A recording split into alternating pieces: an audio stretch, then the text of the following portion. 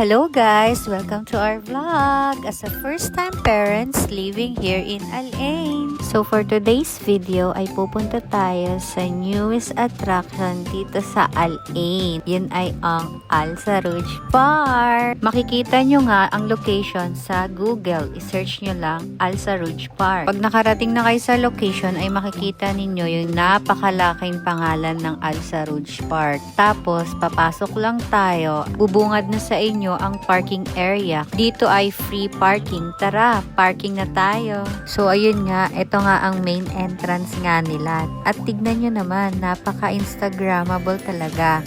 Entrance pa lang, palong-palo na. Pwede nang kuhanan ng mga pictures. Maglalakad nga tayo hanggang sa marating natin ang napakagandang lake. Hindi mo aakalain na man-made ito. Napakaganda talaga dito. Kaya yayain mo na ang mga kaibigan mo at dito na kayo tumambay. O kaya tawagin mo ang jowa mo o asawa mo at dito na kayo mag-date. Siguraduhin ninyong naka-jacket kayo dahil alam nyo naman, taglamig ngayon, malamig sa paligid. Kaya perfect ito sa mga nagdi-date. Pwede din kayo maglambingan. Ang Al Sarooj Park ay isang public park na perfect puntahan ng mga pamilya, bata o mga gustong magpahinga or mag-exercise. Sa paligid, makakita ka ng mga puno na punong-puno ng mga ilaw. Napakaganda talaga. Napakaliwanag. May mga upuan para sa mga pupunta dito sa park. Pero pwede din kayong magdala ng mga sarili nyong upuan. Kasi madalas, ubusan ang mga upuan. Marami kasing mga nakaupo dahil maraming nagpupunta dito sa park na to. Kaya mas okay kung may dala kayong sariling upuan at lamesa dahil maraming space doon kung saan kayo pwede pumwesto.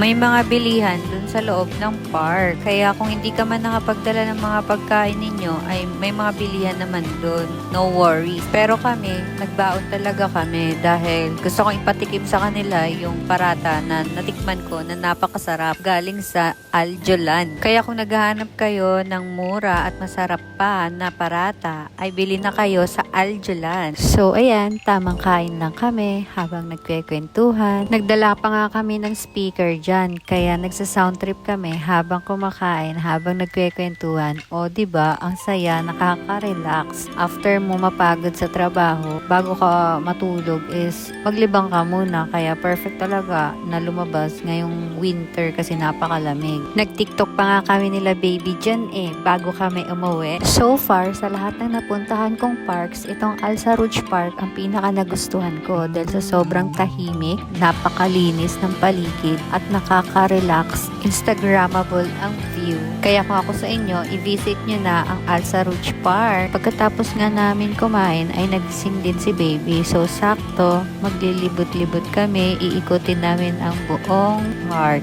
At napakaganda. Kaya ayan, yan si baby, naglalakad-lakad, enjoy na enjoy si baby sa mga nakikita niyang mga lights. So, kung may mga babies kayo, mga chikiting, is perfect dito dahil maaaliw sila sa view. Sa mga ilaw pa lang, naku, tiyak, mag-e-enjoy sila. Bilang mami, ang sarap lang sa feelings na may mga ganitong kaming moments as a family. Kami, nila baby at ng asawa ko at ako after work is magre-relax kami ng ganito. Kaya worth it talaga. Ang puyat, ang pagod, kung ganito naman ang kapalit, yung bibigyan ka ng time para magkaroon ka ng oras para sa pamilya mo, spend mo lahat ng oras mo sa pagbanding sa kanila, pag-jamming sa kanila o sa pagpapasyal sa kanila.